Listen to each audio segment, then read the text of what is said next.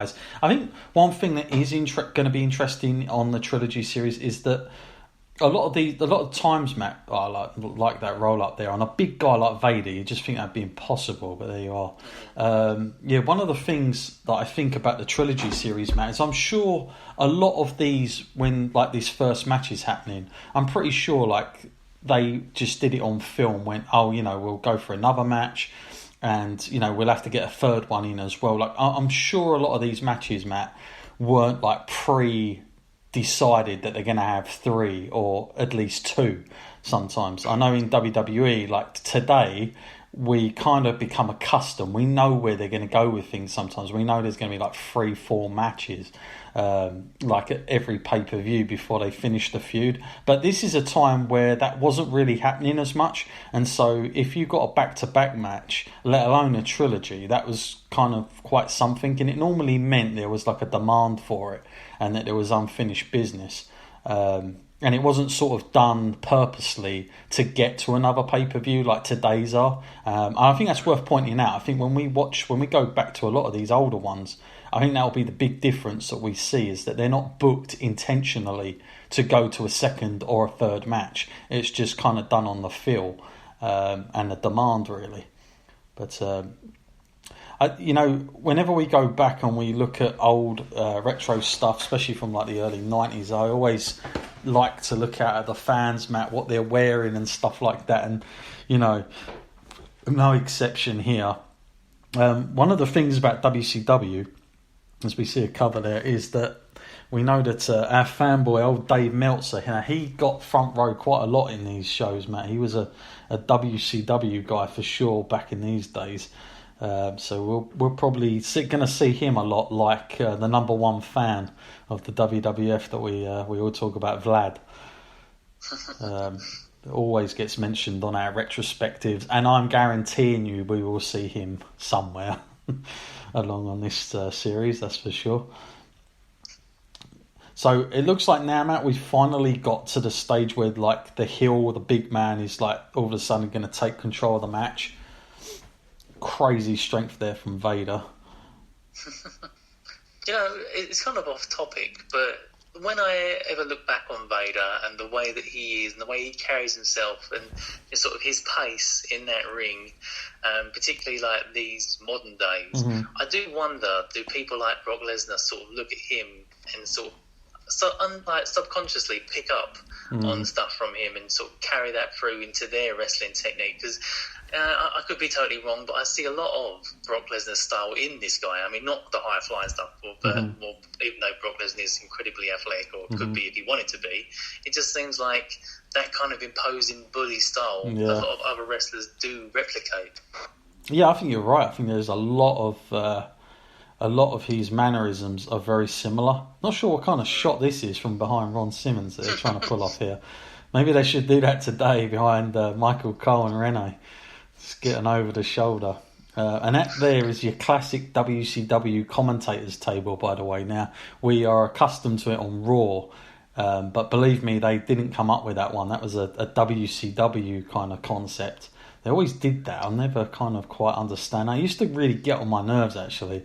The fact that the commentators weren't ringside. I used to get really bugged out about it.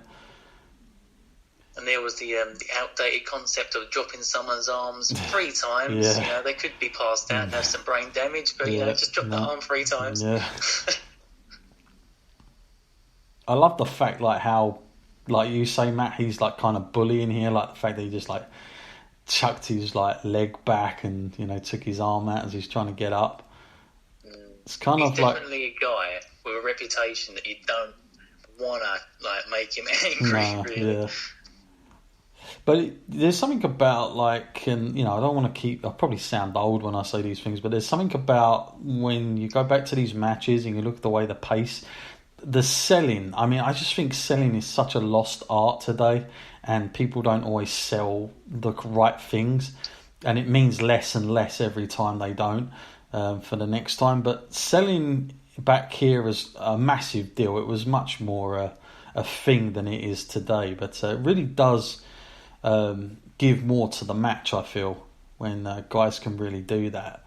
and there's logical sense sometimes for body parts that they're picking, and we don't just get that whole Roman Reigns fires up his arm business, even though he's been beaten up for the last half an hour kind of thing. Vader's punches look good as well. Don't remember him doing that too many times in WWE, but it looks like he's throwing some good punches there. I was looking at his ref, and he just seems to be falling over the wrestlers a lot here. He's like, I don't know how he clumsiest guy ever. What's interesting about Vader's clotheslines? Like, people today would say that looks clunky, but I actually like those kind of clotheslines where it's not quite like as beautiful, and it's too perfect almost sometimes. But I like the stiff ones there that he gives. It just looks like it's more real. Because if you was going to go into a guy's arm, you're not just going to go straight down. You're going to be a little bit clunky if you was doing it proper. Let's see another count here. That is not a guy you'd want to land on top of you like that. That's a lot of gut to come crashing down on your ribcage. It's funny, the audience out there, there's a real mixture of like ages sitting on the front rows there, like 3 or 4 rows in. It's a real. It's not like a total young fest either. I wonder if we were still in a period where people were still coming back, wanting them. It does seem like it. Yeah, young kids there as well, I noticed. And yeah, older women. Yeah, a real mix. And now we see that babyface comeback. It's what Sting was so well known for. Wow. See, there's something I wouldn't have seen Sting do too many times. No, I mean, that's kind of a thing that... It's like a cruiserweight. It's present quite a lot now in wrestling, isn't it? Not back then. That referee is so animated. It's... He almost takes me out of watch like the 2 guys I'm supposed to be watching. He's like the skinnier Rick Rude. Yeah. The mini me of Rick Rude is in the ring currently. Well, I think that's one of those kind of moves that you said that didn't look too pretty, but did the job. Yeah.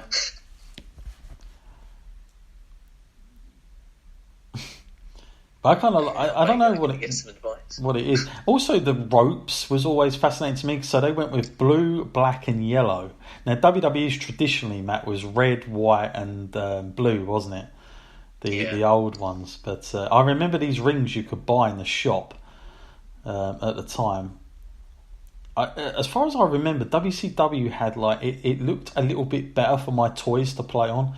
So I think I went with the WCW one at the time, because the ropes used to annoy me. Definitely had the WWF one, the solid plastic thing. God, look at this. Here's some strength. That is, wow. God, doesn't look easy. No. Wow. What's he going to do with him from there? I think the ref is like, hang on. There, now what? Whoa. Easy. Samoa Joe. I mean, Sting's moveset as well is very varied. I've seen loads of things from DDTs, Samoan drops, gorilla presses. I think that's the thing. Like, as he got to the Crow, his moves become limited because of the character, which was a bit of a shame in many ways. But, I think it definitely for this time he had a very large moveset. Yeah. I mean, a lot of people did seem to get by on 10 moves or so, but he's got. It seems like whoa, there goes the ref on. Had to get something in there. Wow. Bridging German suplex. This is a lot more wrestling than I thought there would be in this. I thought this was going to be like a brawl kind of beginning. There's a lady on the front with the baby. Did you see that? She's like, come on. She's like chucking him around. Youngest fan in attendance. Yeah. Sting's loving the drop kicks right now. There you go. Now that's quite a known thing Sting used to do, the plunge. Oh, I kicked him on the back as well. Oh, Stinger splash. I'm way overshot there. Yeah. It's like he realises, I'll just lay here now, hang on a minute.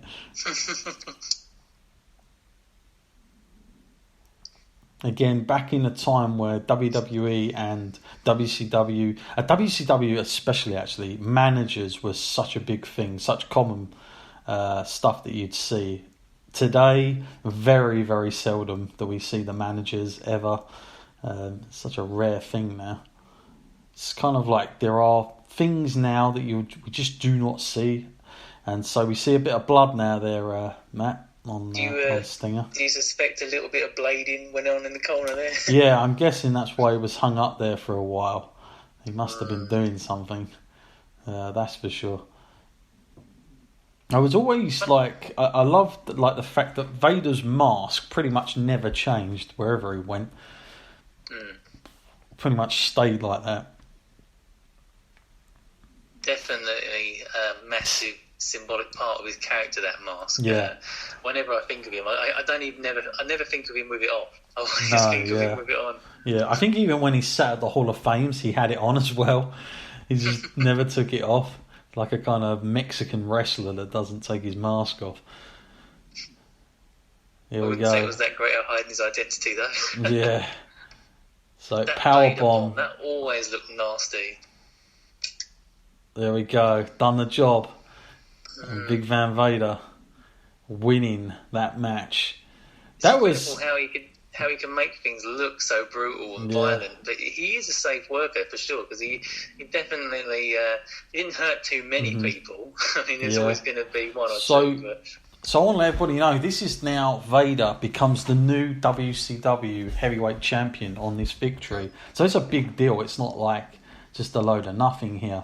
Sting went in as champion and Vader kind of through Sting's own error, if you will, overshooting. But that was kind of cool that he bladed, because I thought he was mucking up there, but obviously he'd done it deliberately to get to do the blade, and then that was like the demise of him, because then Vader gets in. But, you know...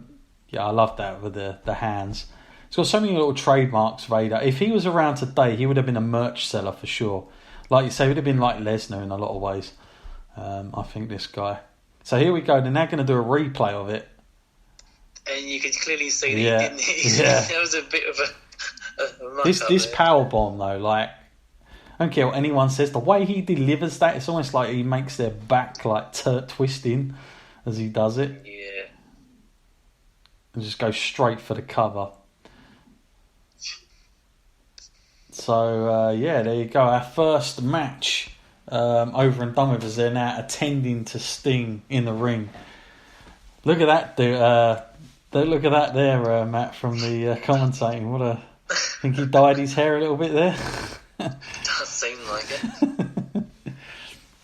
it. So, Matt, I've got to ask you the question now then. What do you sum up? What do you give that match? That was pretty good, actually. There was no boring parts. It didn't seem like anything was any filler in there. Mm-hmm. It all made sense. It all was seamless in many ways. Mm-hmm. I'd give that like a 4. Yeah. I think I'd go with a 4 as well. I think like it was to the point. There was nothing in there that wasn't supposed to be. And I was really impressed the amount of wrestling holds that was going on between them. Oh yeah. And definitely suplexes and stuff like that. Yeah. Still. There's Jim Ross, very young JR there, and still around today, unbelievably. Still in the new game, you know, of all this stuff.